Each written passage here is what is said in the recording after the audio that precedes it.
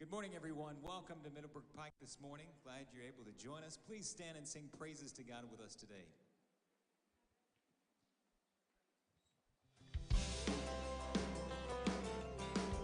Help us out up there. Come on, clap along with us.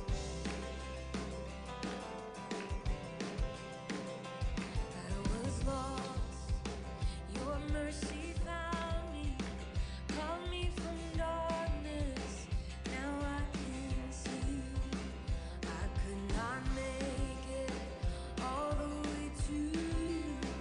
I thank you, Lord. You made it all the way to me. I will sing, my God, of your great love, telling of the one who has saved my soul. I will shout it out to the mountaintops that you're my freedom song. You're my freedom song, singing, ooh,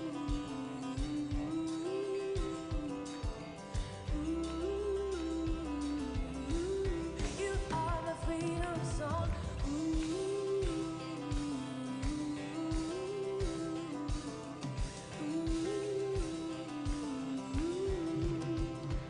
You turned my morning into dancing, lifted my sorrow, joy filled my soul.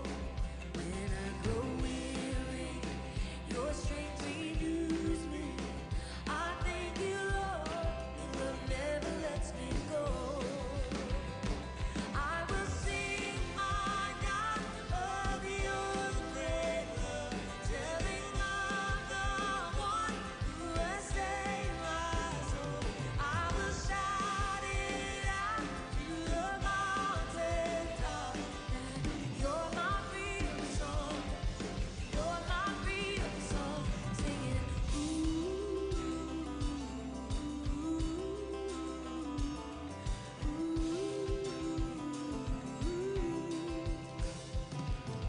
Jesus, my Savior, my rock, my redeemer. You are my Lord, you're my all. Jesus, my Savior, my hope and my healer. You are my freedom song. I will sing, my God, of your great love, telling of the one who has saved my soul. I will shout it out to the mountaintop that you're my freedom song. You're my freedom song. I will sing, my God, of your great love, telling of the one who has saved my soul. I will shout it out to the mountaintop that you're my freedom song. You're my freedom song, singing,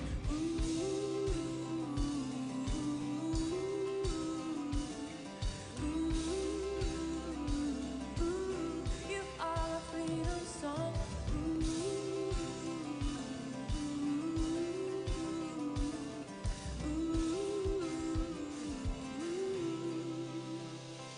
I will sing, my God, of your great love, telling of the one who has saved my soul. I will shout it out to the mountaintops that you're my freedom song. You're my freedom song. Amen.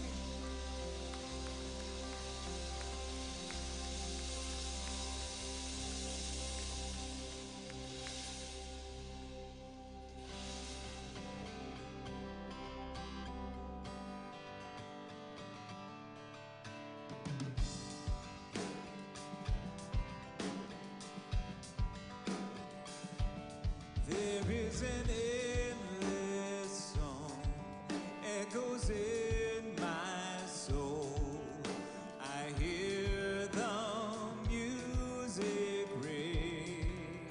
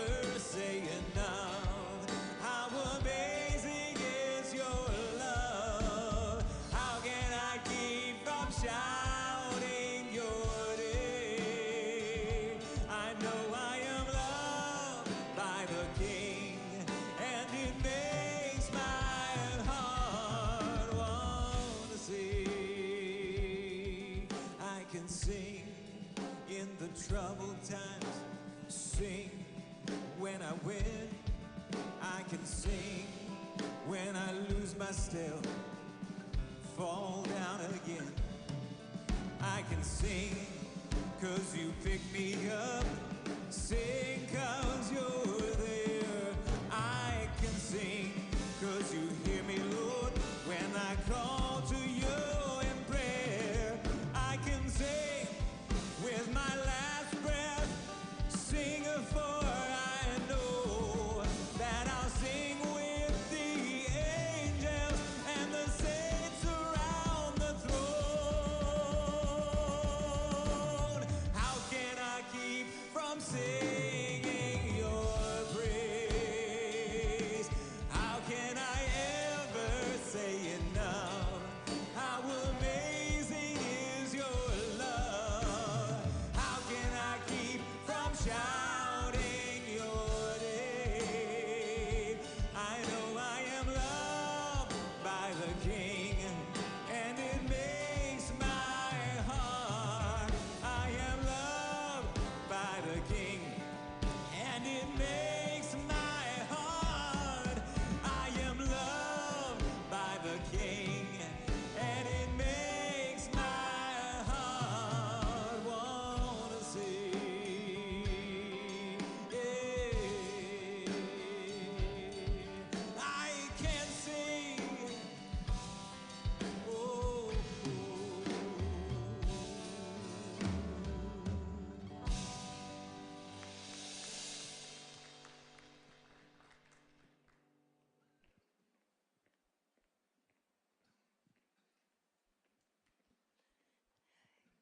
Good morning. Welcome. We are so glad everybody's here this morning. Are you all thawed out? Because I'm freezing. We are glad to start our work week together in this place on the corner where faith and life truly meet. I'm Molly Troutman. I'm the Connections Director here at church. If you are a first-time visitor, we extend a special welcome to you, and I would love the opportunity to get to talk to you after the service in the back. I have a little gift I would like to give to you. And if you are watching with us online, we extend a special welcome to you as well. If you are new, watching, or have not connected with me and want to find out about things in the life of the church here, please text the word Sunday to 865-344-2828. There are a lot of things going on. I know Fish Friday is this week. The United Methodist Men are back meeting together, the United Methodist Women, and a lot of small groups on Sunday morning. So a lot of ways to get connected, meet other people here at church, and I would love to help make that happen for you if that's where you're ready to take your next steps. But we are glad you're here. Let us continue worshiping together.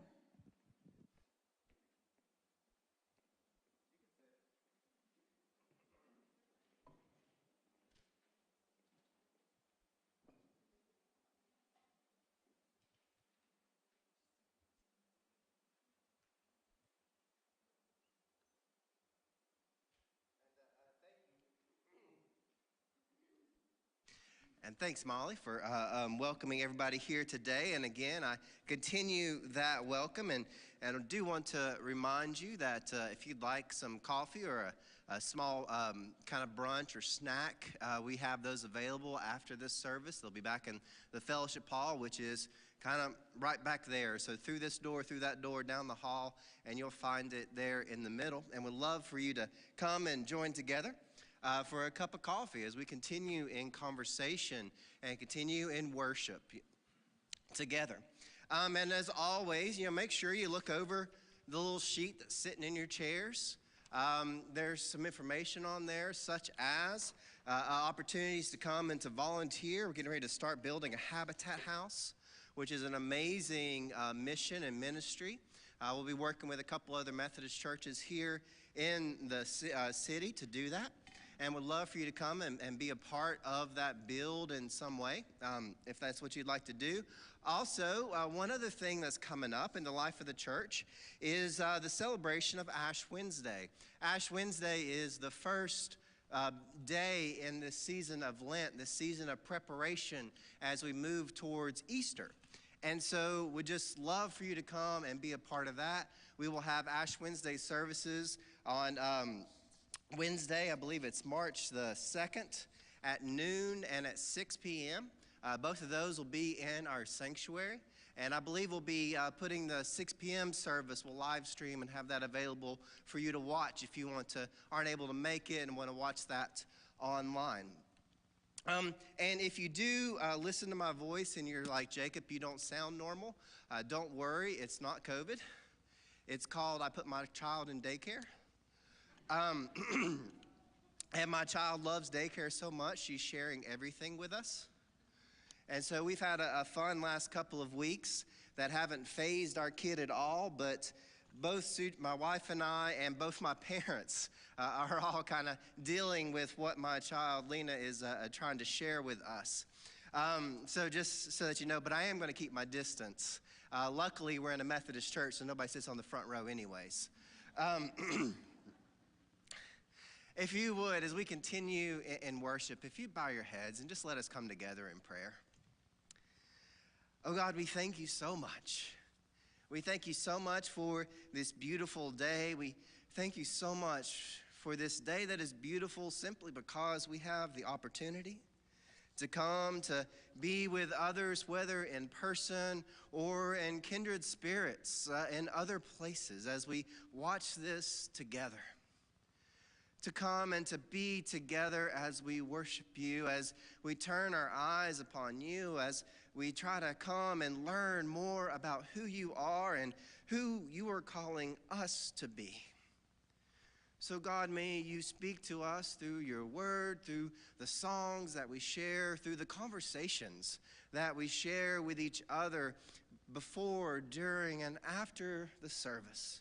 Conversations of just sharing life, or maybe just sharing about our faith as well, and our own struggles and our own joys that we come and experience in our world. And God, as we begin to see more and more your presence here revealed to us, may you continue to reveal that your presence is forever with us, so that tomorrow and the day after and the day after, we see you and learn to see you at work in our world and in our very hearts, changing who we are so that we might better reflect your love. Amen.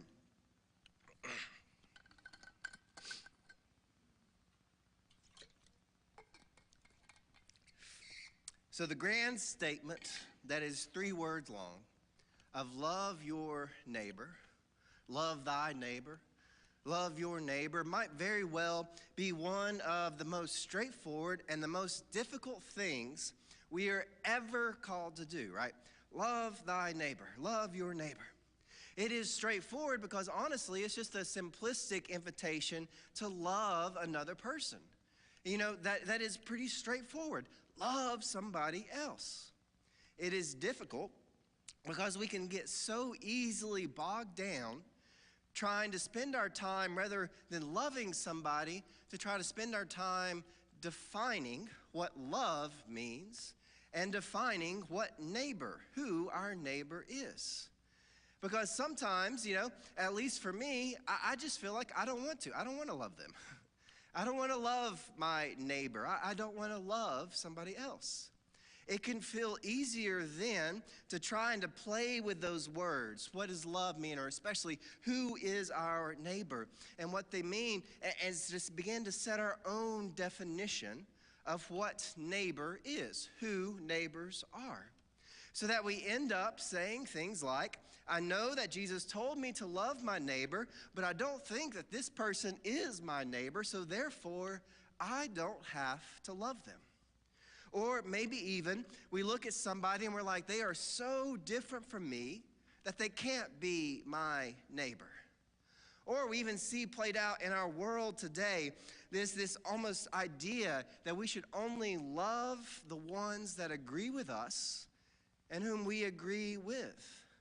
Because if we disagree on something, then our loving them can proclaim the message that we agree with them, and we don't want others to think that we might agree with them, because we don't. So we say, no, I don't love them. It almost feels like it can be really easy to try to be the opposite of Mr. Rogers, right? And instead of going around and doing what Jesus is calling us to do, to come and ask the question of all we come in contact with, won't you be my neighbor? We instead fall into the trap of trying to figure out why you aren't my neighbor. I remember a few years ago, I started seeing t-shirts like these. Brent, if you'll put it up there. T-shirts like these that I just love. Maybe you've seen them. At the top, they just say, love thy neighbor. And then they go down, and there's many different versions of it. They go down and begin to list all the neighbors. Love thy immigrant neighbor. Love thy black neighbor. Love thy atheist neighbor. Love thy Muslim neighbor. And they keep on going down and down and down. And I love the one that's got the blank. It's just like fill in the blank. Because it doesn't matter what you put in there, they're still your neighbor. And I think this is just such a powerful reminder of what it means to love and all of our neighbors that we are called to love. That love is not just a statement that we agree or even like everything about them, but a proclamation of a choice that we will love them and love the things we don't agree with. I mean, there's some things on there such as love thy Democratic neighbor and love thy Republican neighbor. Well, in our world, we kind of think you can't be both, right? So obviously there's something there that you don't agree with, but we are still called to love. And I think one of the greatest and simplest changes that we can make in this, a simple word change that we can use to kind of help live out this better, is to swap two very simple words. Whenever we make statements, we swap out but and replace it with and. What do I mean by that? I mean, so instead of saying I love them, but they are an Alabama fan. Yeah, sorry, Susan. I love them, but they voted for a different president than me. I love them, but they do things that are different than I do. We begin to change that but with the simple word and. I love them and they're an Alabama fan. I love them and they voted for somebody different than me. I love them and they live their life differently than I live mine. But proclaims this message that the love that we have is only limited to the parts that we agree with. I only love all the parts about Susan that aren't the Alabama fan, right? I love her, but there's this other part. But proclaims that there are these other parts that are going to need to change if I'm ever going to fully love another person. And, however, and comes in and proclaims this message that we are striving to try and love all of another person. And we acknowledge that in loving all of them, there are things about them, things that they choose, things that they do, that will be different than who I am. And honestly, some of those differences are good and need to stay. We are a diverse people, and that is fantastic. And there are some things that need to be transformed. And that transformation will only happen through this action of love. So I love you, and you are all these things as well. Some of which I am fully on board with, some of which we don't see eye to eye on, and that's okay. Because love can cover all of that. Love is powerful because it has this capacity to transform. That when we love another and they love us back, it has the power to transform them. It has the power to transform us.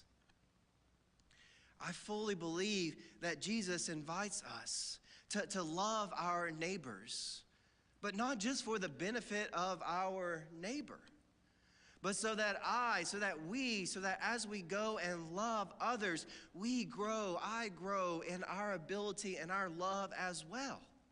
And we begin to see that love is a win-win solution when we let it be so. When we love and we receive love back and we let that love grow in us, it is a win-win. But it is hard and it takes a lot of effort. It's hard to love people. And so it can seem easier to try and to exclude people from being our neighbor. It can seem easier to do that. It's easier to exclude you than to try to love you. Once upon a time, someone came up to Jesus and asked Jesus, "Would you tell me who my neighbor is?" And Jesus responds with a story that is fairly well known even outside the church. And this story comes from Luke chapter 10, verses 30 through 37. And so in response to the question, "Who is my neighbor?" Jesus replied, "A man was going down to Jerusalem from Jericho when he was attacked by robbers. They stripped him of his clothes, they beat him and went away, leaving him half dead. A priest happened to be going down the same road, and when he saw the man, he passed by on the other side. So too a Levite, when he came to the place and saw him, passed by on the other side. But a Samaritan, as he traveled, came where the man was, and when he saw him, he took pity on him. He went down to him and bandaged the man's wounds, pouring on oil and wine. Then he put the man on his own donkey and brought him to an inn and took care of him. The next day he took out 2 denarii and gave them to the innkeeper and said, 'Look after him. And when I return, I will reimburse you for any extra expense that you may have.' And so Jesus asked, 'Which of these 3 do you think was a neighbor to the man who fell into the hands of robbers?' And the other man who asked the question replied, 'It was the one who had mercy on him.' And Jesus told him quite simply, 'Go and do likewise.'" One of the things that I just love about this story that Jesus shares with that man and shares with us is a man comes and asks of Jesus, "Who is my neighbor? I want you to define who it is that I'm supposed to love and who it is that I can get away from loving. I want you to define who my neighbor is." And then Jesus replies with a story that doesn't define who a neighbor is, but shares how to be a neighbor. Jesus doesn't define who a neighbor is. He just says, no, this is what it means to be a neighbor. Because I think in this, Jesus is making a statement. You really want to know who your neighbor is? Everybody. That's an easy part. Everyone is our neighbor.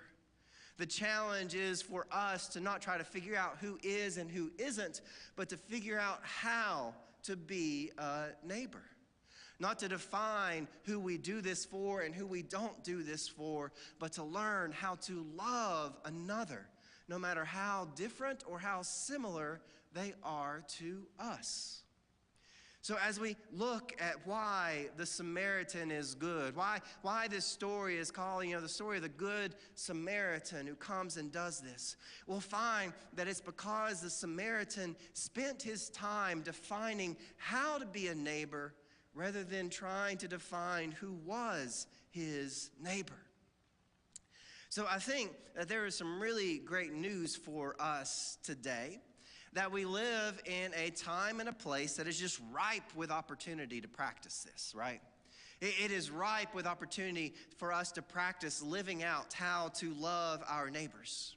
And of course, that's just a glass half full way of saying that we live in a world that today, more so than it ever has, feels so divided over all kinds of issues.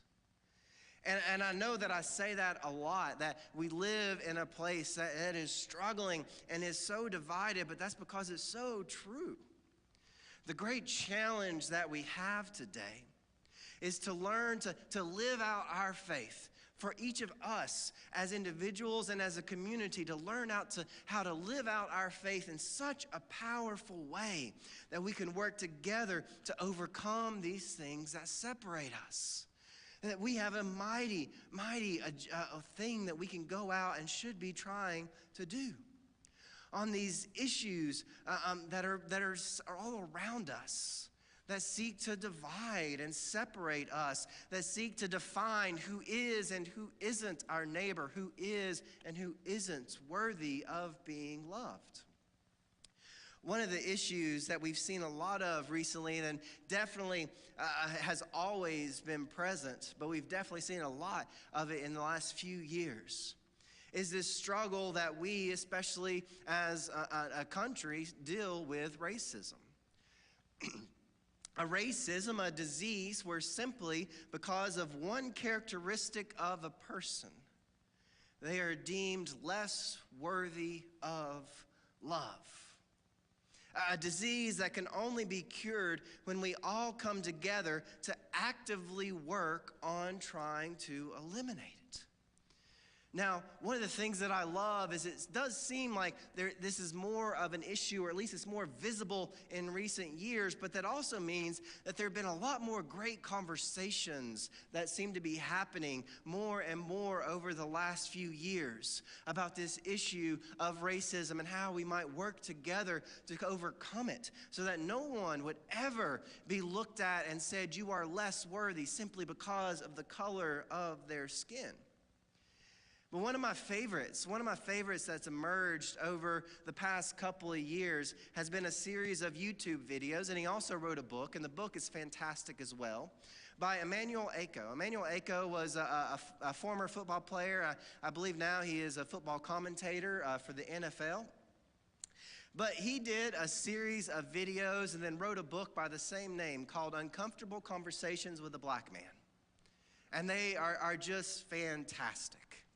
And so this morning, I want to share a piece, a clip of one of these episodes. And I'm not sure if we'll be able to put this online if you're watching at home because of copyright stuff. But you can easily find it on YouTube by just searching for Uncomfortable Conversations with a Black Man, Episode 7.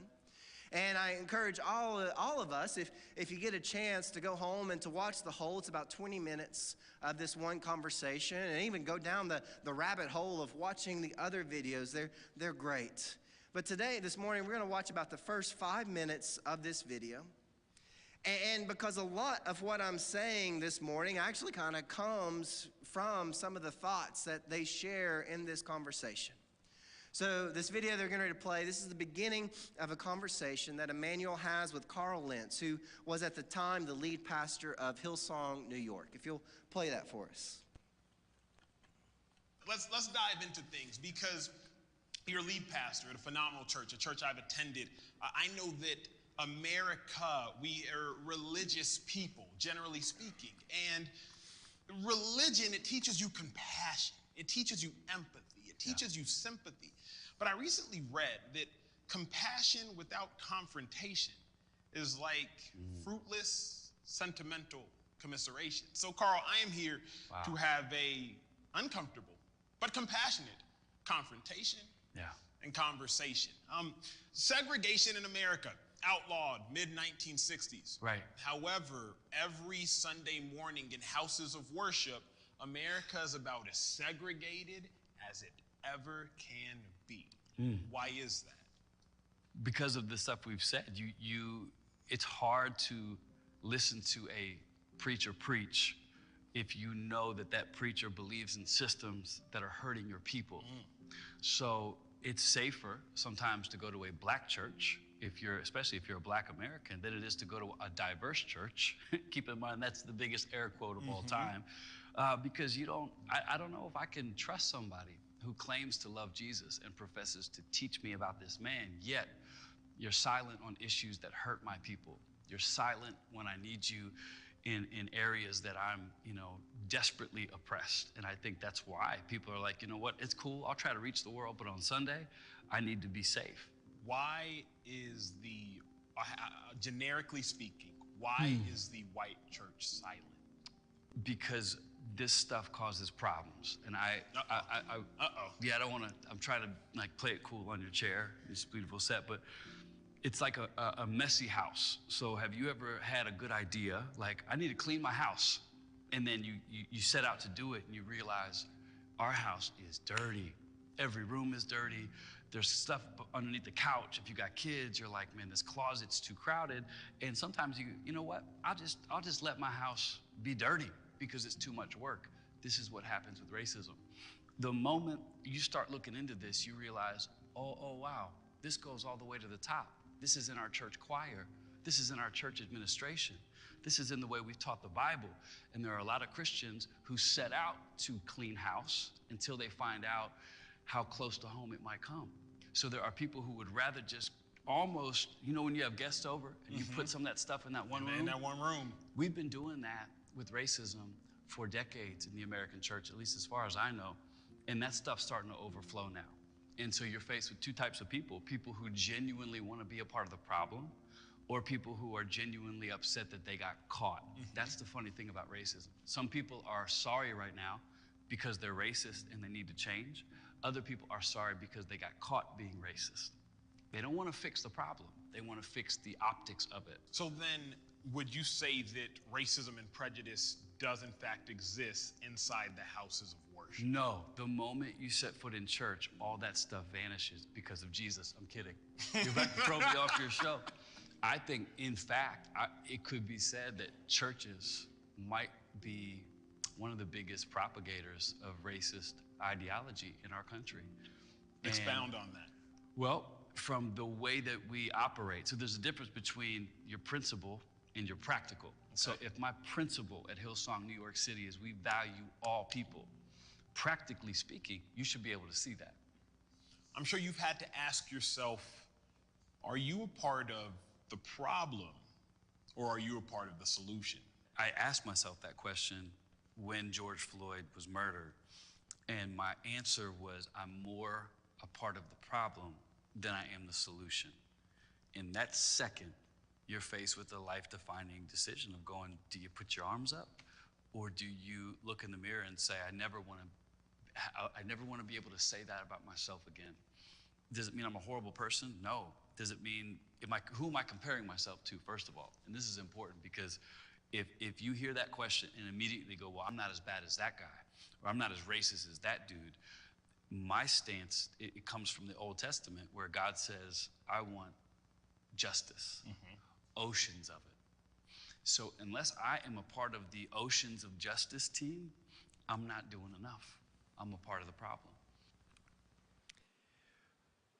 One of the things I just love about this series of videos is that Emmanuel sets out to have uncomfortable conversations. Because here's the thing about learning to love our neighbors, especially those neighbors in our life who are very different than us, it's going to be uncomfortable, right?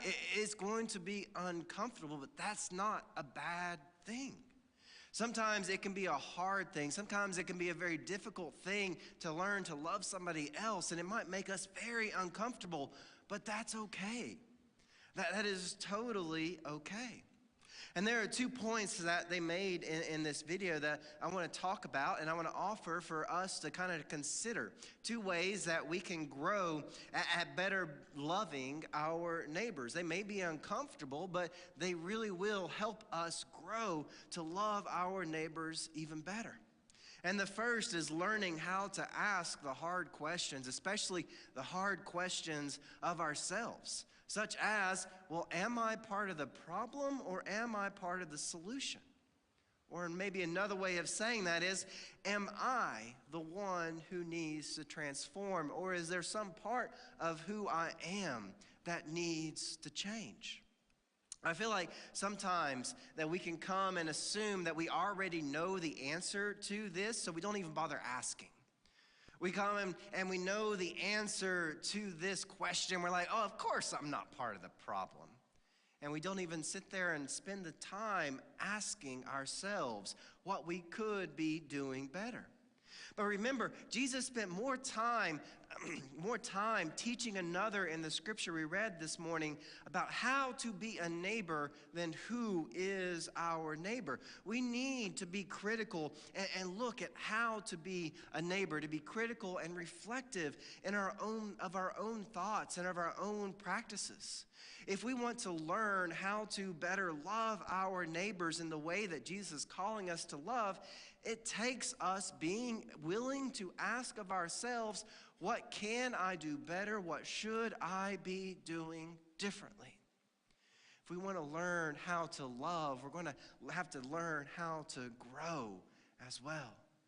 and look and see that there may be things that we're doing that we don't even realize are causing a problem, are causing harm to another person, or causing us to not love our neighbor in the way that we should be. And so we take a moment to ask those hard questions of ourselves. What is there? What is there that I could be doing better or different? And the second thing that we can do, I think, is to ask ourselves, do my principles live out in my practicals, right?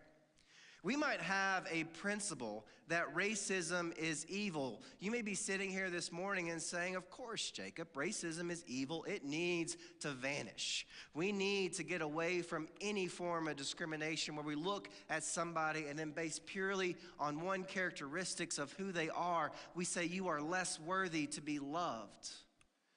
Of course, we need to get rid of that. But we may believe that, but do we live it out? Are we asking ourselves not only what do I believe, but how am I living that out in the practical? We have to ask ourselves that question because we may find out as we ask that question of ourselves that there are some ways that we are living it out. That when we see an obvious act of discrimination, we call it out for what it is, and we go to the one that was just harmed, and we say, I want you to know that you are so worthy of being loved, and how you were just treated was so wrong. And as we ask that question, we may see ways that we're doing it, but we also may see ways that we could be doing better at that. Or maybe we'll even find out that while I may feel like I strongly believe in this, I'm actually not doing anything practical with it. I may believe that I should love my neighbor, but when I see him beaten on the side of the road, I just keep on walking by. I'm not putting those beliefs into action. And when we ask ourselves that question, it can become a call for us, an invitation for us to begin looking and learning how we might transform and do better. Emmanuel ends this video by sharing a retelling of the Good Samaritan story in his own words that I think completely captures exactly why Jesus calls us to be good like the Samaritan, that this is how you should be a neighbor. And Emmanuel says this, the story of the Good Samaritan goes like this. The priest comes and looks down at a beaten man and asks himself the question, if I help him, what will happen to me? The Levite comes and looks down at the beaten man, and the Levite asks himself the question, if I help him, what will happen to me? The Samaritan comes and looks at the beaten man and asks the question, if I don't help him, what will happen to him?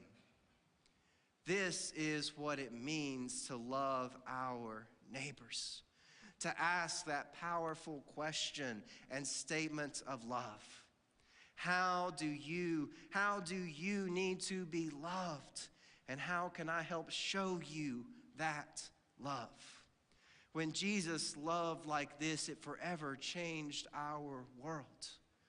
When we learn to love like this, to love our neighbor, we will see that same transformative power, that same power of change at work in us and at work in this world until this world truly becomes a place where all know that we are all neighbors together by the power of God's love made real in us.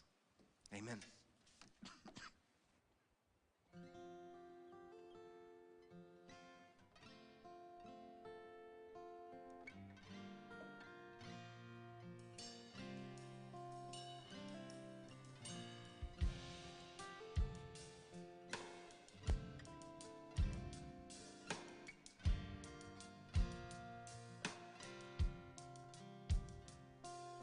As long as I live, as long as I breathe, I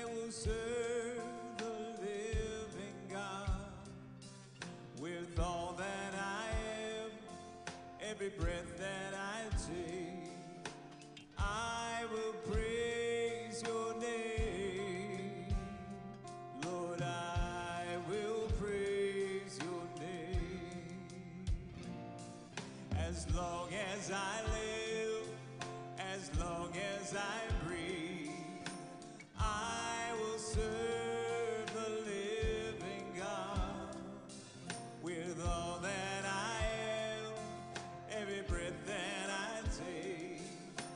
I will praise your name. Lord, I will praise your name. I will praise your holy name. I will praise your holy name. With all that I am, every breath that I take, I will praise your name. I will praise your holy name. I will praise your holy name. With all that I am, every breath that I take, I will praise your name. As long as I live, as long as I breathe, I will serve the living God. With all that I am, every breath that I take, I will praise your name. Lord, I will praise your name. So now during this worship time together, we have another way to love our neighbor. There are boxes on either side of the room that you can bring your tithes, your gifts, your offerings to those boxes in another way that we can truly care for one another and invest ourselves in the ministries that are going on right here in this place. So we give you a moment now to do that.